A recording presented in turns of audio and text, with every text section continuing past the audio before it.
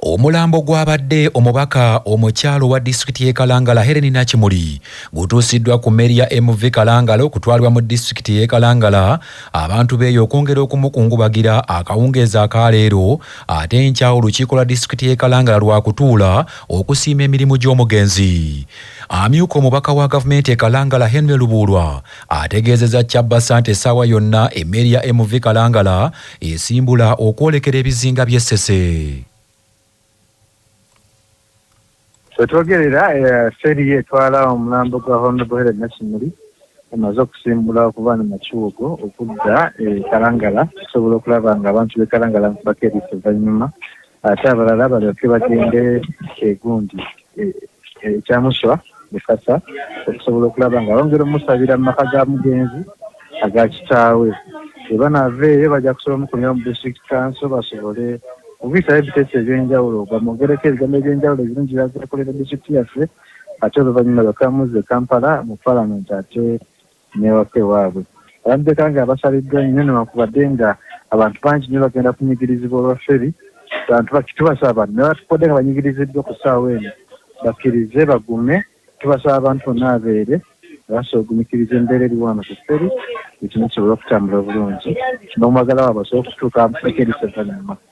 Abasaza abantu bategeezezza embeera eriwo ne tubabuulira neki ekiddako ne tubasaba n'okubasaba bongere okweteekateeka ekimu kisobola okutambula obulungi.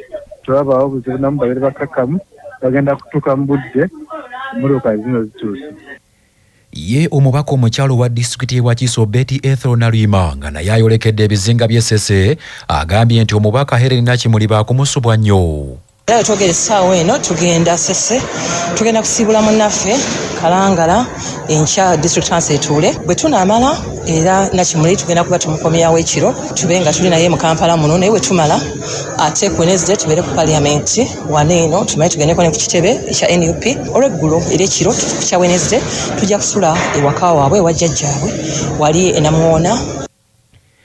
Ye omubaka omulonde owa Bukoto South Kiza Akimu Sawula ategeezezza nti okufa kw'omubaka Helen Nakimuli ddibudde eri ebyobufuzi by'eggwanga kubanga nti abadde teyeetiiririra naddala ku nsonga ezinyiga bannansi. Naye ate era kikulu nnyo okutambulira mu ekyo kye yayogera nti tulina okwogera asobola okubaako kyakola kikole ng'okyali mulamu, asobola okubaako kyoyogera kyogere ng'okyali mulamu. Era abasajja abazira babyogera kale omukisa gwe tufunye n'amagezi ge yatuwadde mu bigambo bye bisembayo nti omuntu asobola okwogera ekintu ekiyamba abantu kyogere n'asobola okukola ekiyamba abantu kikole. Buli muntu ajja n'akolako kyakoze. Ensi tetugenda nayo tetusobola gimalawo n'obeerawo emyaka 10 era ofa n'ogirekawo naye ekikulu kwe kufa ku myaka gy'ofiiriddeko naye ng'ensi esobola okusigala ng'eyogera ebigambo ebirungi. Mu buufu bwe bumu ekibiina kya People's Front for Freedom PFF kikungubagidde abadde omubaka omukyalo wa disitulikiti y'e Kalangala Helen Nakimuli ng'ono yavudde mu bulamu bw'ensi olunaku olw'eggulo.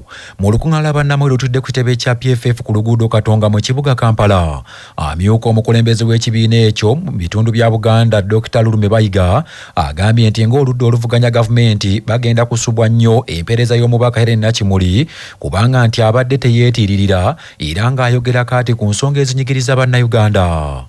Abadde mukulembeze w'amaanyi mu bizinga by'Essese, abadde wa muzinzi ne Palamenti ya Uganda abadde wa muzinzi, abadde mubaka wa ttendo wa byamizannyo asobodde okutendeka babaka banne ebyemizannyo naddala okubaka okw'abakyala basket ne volleyball era mu East African Community ye mubaka omuzannyi abadde asinga okuweebwa ekitiibwa. Kitalo nnyo yatuvuddeko.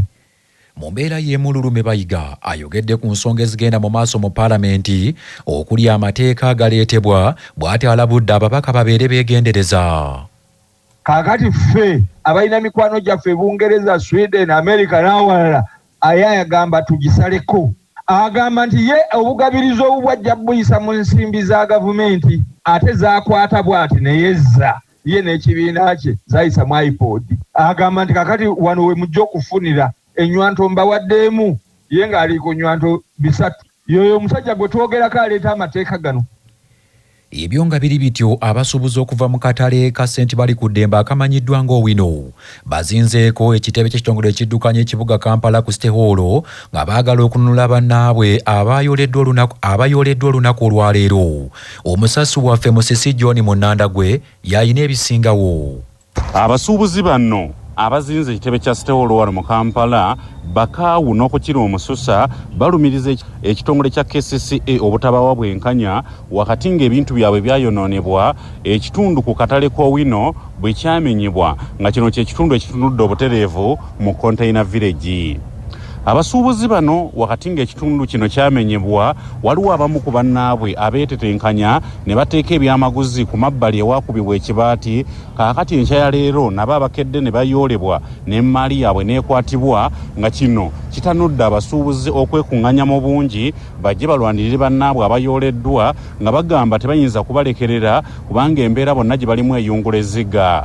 Abasuubuzi bano bategeezezza okuva akatale kaabwe lwe kamenyebwa oba ekitundu ku katale mwe baali bakolebula bwe kyamenyebwa baasigala nga tebalina yadde ekyokulya tebasobola kuweerera baana baabwe nga naye buno obuntu bannaabwe batetenkanyiza okuzzawo bapangepange obulamu balina abaabadduukiridde n'obusente ekintu tebatayinza kukkiriza.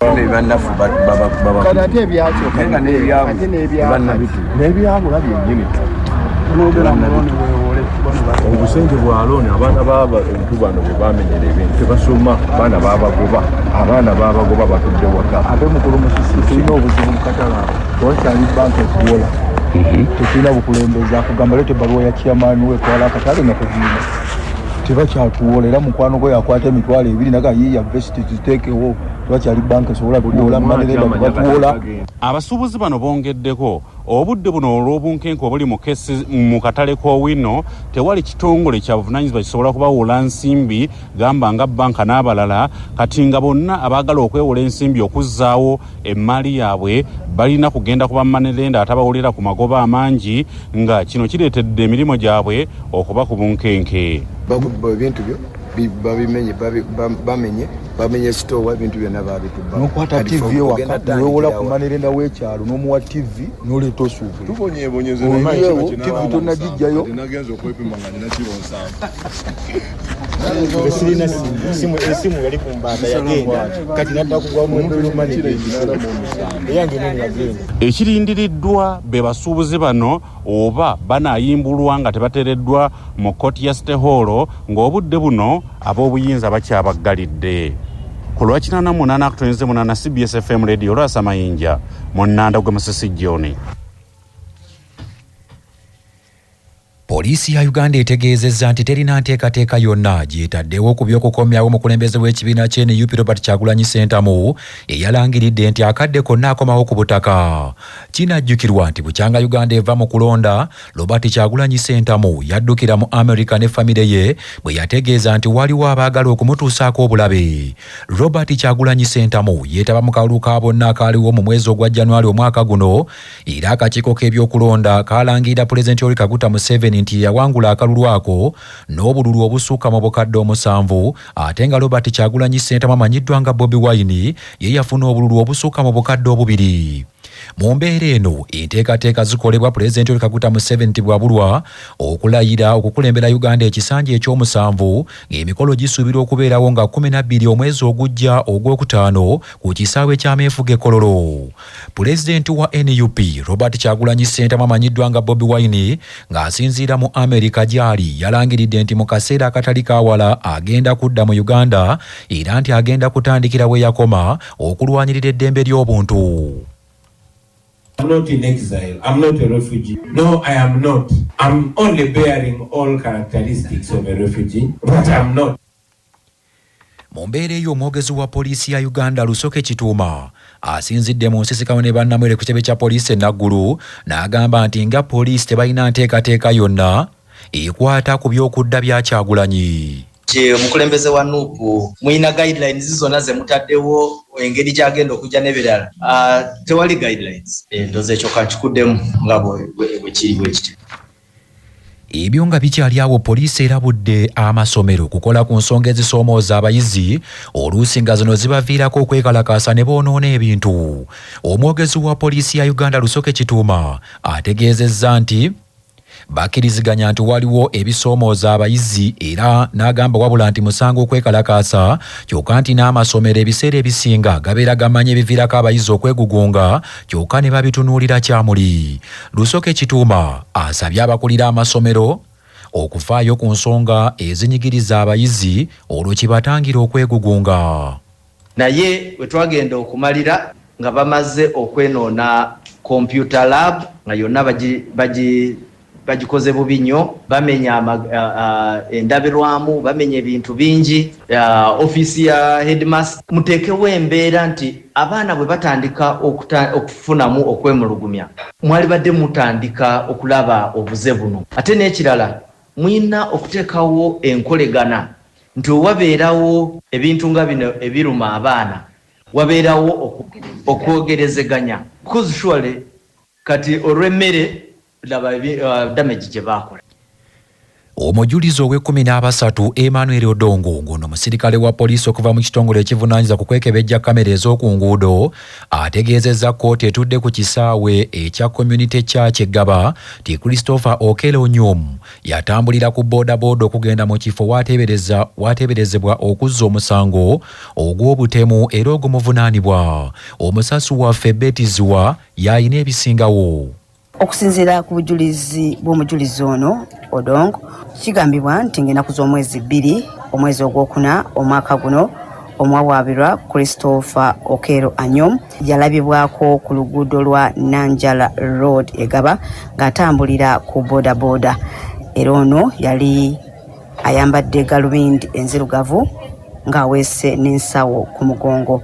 Omujulizi ono annyonnyodde kkooti nti ku ssaawa nga 4:16 mwawaabirwa Christopher Okello Anyom yalabibwako ng'agenda mu kifo awakuumirwa abaana bano ekyaggaba Early Childhood Development Center, era amangu ddala nga wayiseewoko eddakiika ntono ddala ku ssaawa nga 5:20 kamera zino ziraga abantu ab'enjawulo nga batwala abaana bano abaali batemuddwa mu ddwaliro lya Windsor Medical Center. Bw'abuuziddwa ekyamuyamba okumanya nti omuntu yali mu katambi yali Christopher Okello Anyom, omujulizi ono ategeezezza kkooti nti yalaba omwami ono Christopher Okello Anyom ng'akwatiddwa era engoye zennyini ze yalimu z'engoye zalabikiramu ku butambi obw'enjawulo ku kamera za poliisi mu bitundu eby'enjawulo.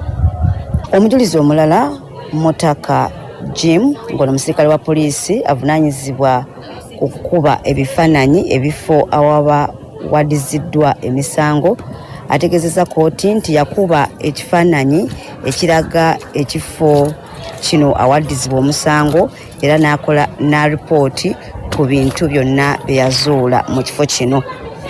Ono ategeezezza kkooti nti ekifo kino kiriko ebizimbe eby'enjawulo abaana mwe babeera, mwe bawummulira, mwe basomera, mwe bafumbira, kompawundi abaana kwe bazannyira, ebintu ebikozesebwa mu kuzannya kw'abaana n'ebizimbe ebirala. Ono ategeezezza kkooti nti ng'ennaku z'omwezi 2 omwezi ogwokuna omwaka guno bwe yali azze mu kifo kino okuba ekifaananyi ky'ekifo kino oluvannyuma lwa bakama be okumulagira, yasanga abantu abaali beecwacwanye nga baagala kwokya omuwawaabirwa ono Christopher Okello Anyom era nga ne bintu abaana bye bazannyisa byali bisaasaanyiziddwa mu luggya lw'abaana bano oba kompawundi y'ekifo kino abaana we babeera, n'omusaayi mu bitundu eby'enjawulo ssaako n'emirambo gy'abaana egyali gibikiddwa mu bitundu eby'enjawulo. Okuli omusango guno gukyagenda mu maaso.